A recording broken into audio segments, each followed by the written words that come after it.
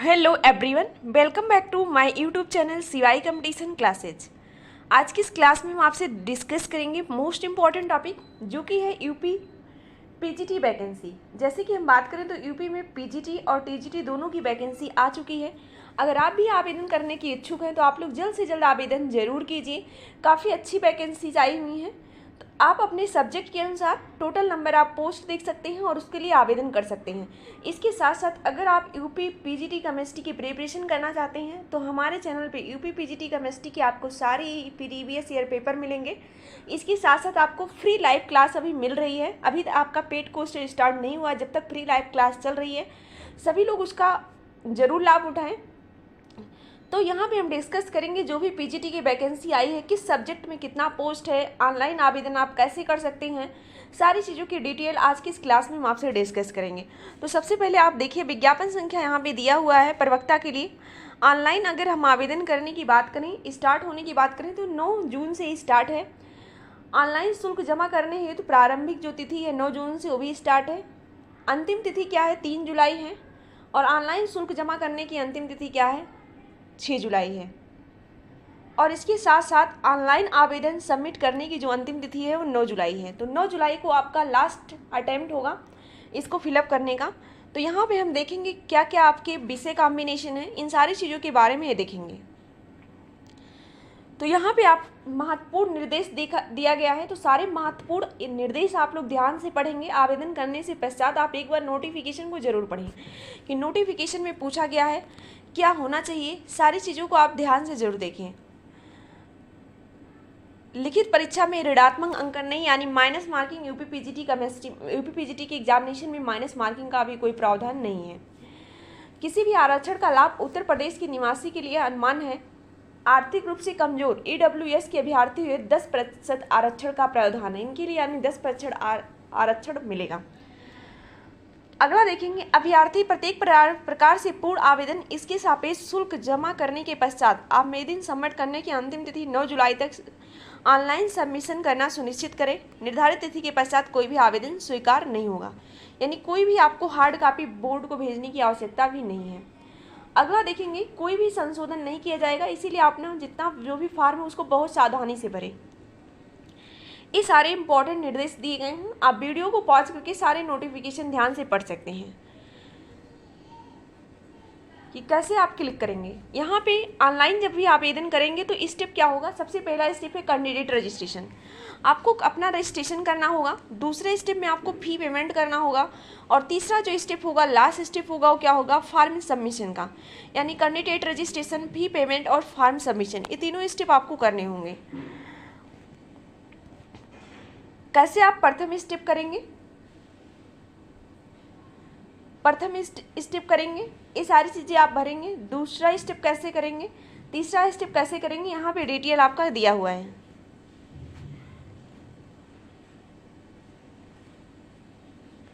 अब हम देखेंगे आवेदन शुल्क। आवेदन शुल्क किस श्रेणी के लिए कितना है, और लास्ट में हम देखेंगे विषय वाइज सीटों की संख्या कितनी है। तो अगर आपके पास बहुत सुनहरा मौका, अभी से आपने प्रिपरेशन स्टार्ट कर दीजिए। ज़्यादा से ज़्यादा previous year question paper solve कीजिए।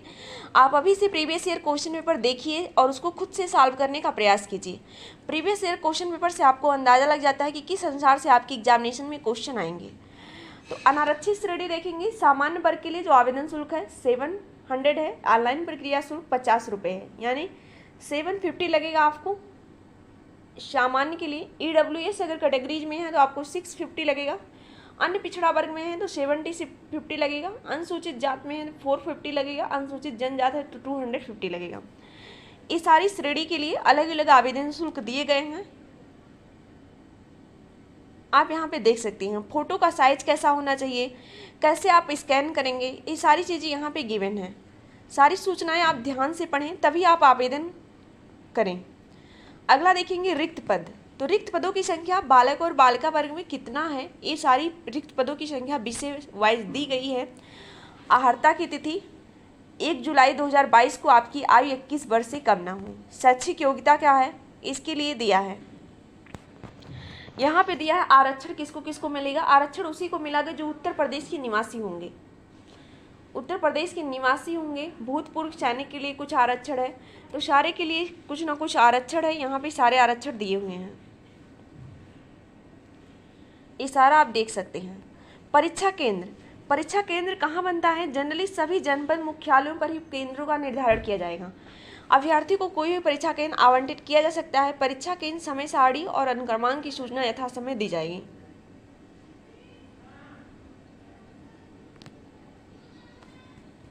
यहाँ सारा चीज आपको दिया गया है।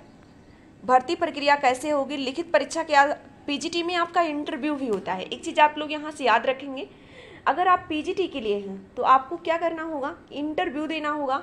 लेकिन अगर आप टीजीटी के लिए अप्लाई करते हैं तो नो इंटरव्यू, यहाँ पे कोई भी इंटरव्यू नहीं है, यहाँ से इंटरव्यू हटा दिया गया है। तो इसीलिए देखेंगे साक्षात्कार के आधार पे 10% अंक, जो भी आपका इंटरव्यू होगा उसके आधार पे आपको 10% अंक मिलेंगे। सामान्य ज्ञान के आधार पे 4% अंक, व्यक्तिगत परीक्षण के आधार पे 3% अंक, अव्यक्त योग्यता के आधार पे 3% अंक। तो ये आपकी 10% अंक जो मिलने होंगे वो किसके आधार पे मिलेंगे? इंटरव्यू के आधार पे। अन्य योग्यताओं के आधार पे 5% उपाधि, डॉक्टरेट उपाधि के लिए 2%, एमएड की उपाधि के लिए 2%, बीएड की उपाधि के लिए 1%। सारे के लिए लिखित परीक्षा आपकी टोटल कितना होगी? 450 नंबर की होगी। और साक्षात्कार कितने नंबर का होगा? 50 अंक का होगा। किसी भी डॉक्टर की उपाधि, एमएड, बीएड किसी स्तर की खेलकूद प्रतियोगिता के लिए आपको 25 अंक मिलेगा। ये सारे अंक यहाँ पे निर्धारित किए गए हैं। टोटल आपकी जो मार्किंग होगी कितने नंबर में होगी? 500 मार्क में होगा। 500 मार्क में होगा। सारी चीज़ों का डिटेल यहाँ पे हम डिस्कस कर रहे हैं। लिखित परीक्षा आपकी कितने प्रश्न आएंगे टोटल, ये सारे हमारे वीडियो लेक्चर्स में आपको मिल जाएंगे कि एग्जाम पैटर्न यूपी पीजीटी का क्या हुआ। तो एग्जाम पैटर्न यूपी पीजीटी का हमने अपने चैनल पे अपलोड कर दिया गया है। अगर वो आपने नहीं देखा तो आप उसको वॉच जरूर करें। 425 अंकों का एक प्रश्न पत्र होगा, जिसमें कुल 125 प्रश्न होंगे। 125 प्रश्न में प्रत्येक प्रश्न 3.4 अंक का होगा। सभी प्रश्न अनिवार्य होंगे। समयावधि की बात करें तो समयावधि बहुत कम रहती है, इसीलिए आपको ज़्यादा से ज़्यादा ऑब्जेक्टिव क्वेश्चन की प्रैक्टिस करनी होगी। आप जितना ज़्यादा हो सके उतना ज़्यादा प्रैक्टिस करें।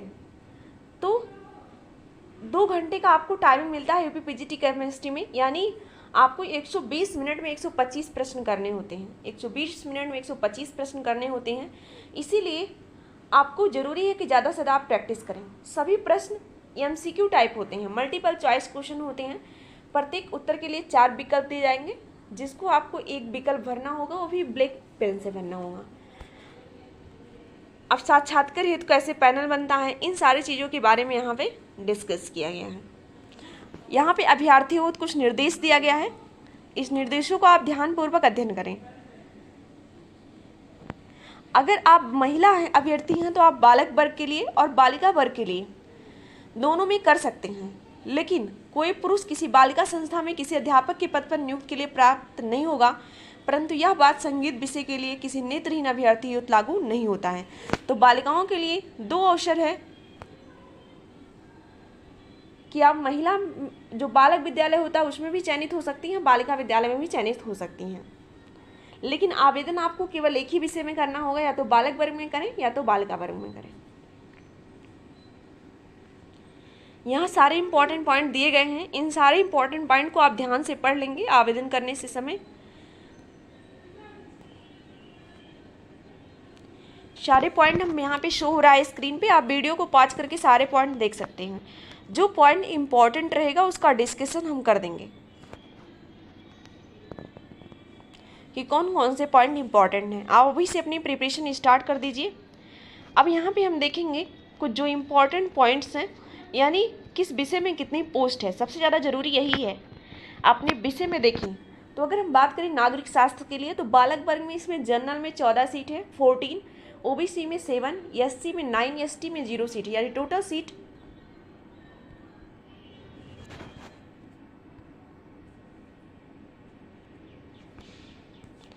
अगर टोटल सीट हम बात करें यहाँ पे बालक वर्ग में, तो टोटल सीट यहाँ पे बालक वर्ग में कितनी है? टोटल सीट यहाँ पे बालक वर्ग में 30 है नागरिक शास्त्र में। रसायन विज्ञान आपका जो सब्जेक्ट है केमिस्ट्री, जिसकी प्रिपरेशन हमारे चैनल पे स्टार्ट हो चुकी है केमिस्ट्री में, तो केमिस्ट्री में पीजीटी में टोटल सीट बॉयज़ में कितनी है? 30 है जनरल के लिए और 9 है ओबीसी के लिए, यानी 39 सीट है टोटल केमिस्ट्री में। भौतिक विज्ञान में बात करें तो 24 सीट है, 24 सीट पे अगर हम देखें तो 12 सीट ओबीसी की है, टोटल सीट 38 है। जीव विज्ञान में 31 सीट बालक वर्ग में है और 13 सीट किस में है, ओबीसी में है, जनरल ओबीसी में है। तो यह सारे विषयों का स्क्रीनशॉट आप लेके अपने सब्जेक्ट के अनुसार, जो भी आपका सब्जेक्ट है, सबसे ज़्यादा सीट यहाँ पे इंग्लिश में है और किस में है, हिंदी में है। इंग्लिश में जनरल में 37 सीट है और हिंदी में जनरल में 53 सीट है। सबसे ज़्यादा सीटें जिसे हिंदी और इंग्लिश में है। तो आप यहाँ पे सब्जेक्ट वाइज कॉम्बिनेशन देख सकते हैं। अगर हम बात करें बालिका वर्ग की, तो बालिका वर्ग में सीटों की संख्या थोड़ा सा कम हो जाता है। जैसे नागरिक शास्त्र में देखेंगे तो 3 है जनरल के लिए, भौतिक विज्ञान में 1 सिंगल सीट है बालिका वर्ग में, जीव विज्ञान में 2 सीट है बालिका वर्ग में, भूगोल में 1 है, इंग्लिश में 11 है, हिंदी में 4 है। तो बालक और बालिका वर्ग में सीटों की संख्या अलग अलग है, आप इसको ध्यान से देख सकते हैं। अब हम देखते हैं विषय कॉम्बिनेशन। विषय कॉम्बिनेशन, अगर आप हिंदी हैं तो हिंदी में क्या होना चाहिए, एमए के साथ हिंदी विषयों के साथ स्नातकोत्तर परीक्षा उत्तीर्ण होना चाहिए, यानी हिंदी के साथ संस्कृत भी आप पढ़े हों किसी क्लास में। अगला हम देखेंगे गणित के लिए, एमए तथा एमएससी गणित से किया होना चाहिए आपको। गृह विज्ञान के लिए क्या होना चाहिए, एमएससी अथवा एमए होना चाहिए गृह विज्ञान में। अंग्रेजी में इसी अनुसार आप देख सकते हैं दिया हुआ है। कला में दिया हुआ है आपका वाणिज्य में एमकॉम होना चाहिए वाणिज्य के लिए। कृषि के लिए एमएससी कृषि से होना चाहिए। अर्थशास्त्र के लिए एमए अर्थशास्त्र से होना चाहिए। नागरिक शास्त्र के लिए एमए राजनीति शास्त्र से होना चाहिए। इतिहास के लिए इतिहास में एमए होना चाहिए। भूगोल के लिए भूगोल में एमए अथवा एमएससी होना चाहिए। मनोविज्ञान के लिए एमए मनोविज्ञान अथवा एमएड होना चाहिए। समाजशास्त्र के लिए एमए समाजशास्त्र होना चाहिए। रसायन विज्ञान के लिए एमएससी होना चाहिए अथवा बीएससी ऑनर्स होना चाहिए।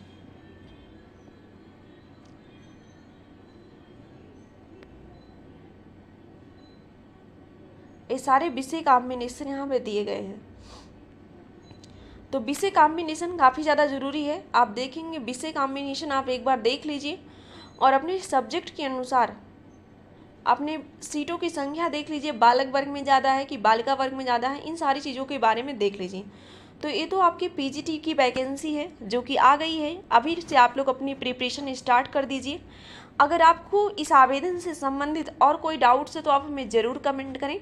हम आपकी प्रॉब्लम को यहाँ पे सॉल्व करने का प्रयास करेंगे, हम देखेंगे। और हाँ, अगर आप पीजीटी केमिस्ट्री की तैयारी करना चाहते हैं तो हमारे यूट्यूब चैनल सिवाई कंपटीशन क्लासेस को ज़रूर सब्सक्राइब करें। आपको यहाँ से सारे लेक्चर्स मिल जाएंगे, सारे प्रीवियस ईयर क्वेश्चन पेपर। अगर हम बात करें तो यहाँ पे 2010 से लेके 2021 तक के क्वेश्चन पेपर आपको मिल जाएंगे, जो कि अभी लेटेस्ट एग्जाम्स हुआ है। दोनों क्वेश्चन पेपर आपको हमारे इसी यूट्यूब चैनल पे मिल जाएंगे। 2010 से लेके 2021 तक के क्वेश्चन पेपर आपको मिल जाएंगे और उनके सॉल्यूशन भी आपको यहीं पे मिलेंगे। जो भी सॉल्व्ड पेपर होगा वो भी आपको यहीं पे मिलेगा, सॉल्यूशंस भी यहीं पे मिलेगा। ये सारी चीज़ें आप यहाँ पे देख सकते हैं। तो अगर आप चैनल में नए हैं तो चैनल को सब्सक्राइब जरूर करें। और हमारी लाइव क्लास जनरली 4 PM पे चलती है, कभी कभी टाइमिंग चेंज भी हो सकती है, उसका नोटिफिकेशन में आपको मिल जाएगा, जो कि पीजीटी के लिए चलती है, जिसमें मैंने कार्बोहाइड्रेट को कंप्लीट किया है। और कल परसों से हम पॉलीमर भी स्टार्ट करेंगे, 1 by 1 करके सारे टॉपिक का डिस्कशन करेंगे। तो आप प्रीवियस वीडियो को ज़रूर देखें जो भी अपलोड हो चुकी हैं। एग्ज़ाम पैटर्न्स क्या होता है, टोटल मार्क्स कितने होते हैं, इन सारी चीज़ों के बारे में ज़रूर डिस्कस करें। अब हम मिलेंगे आपसे नेक्स्ट वीडियो के लिए। Thanks for watching this video.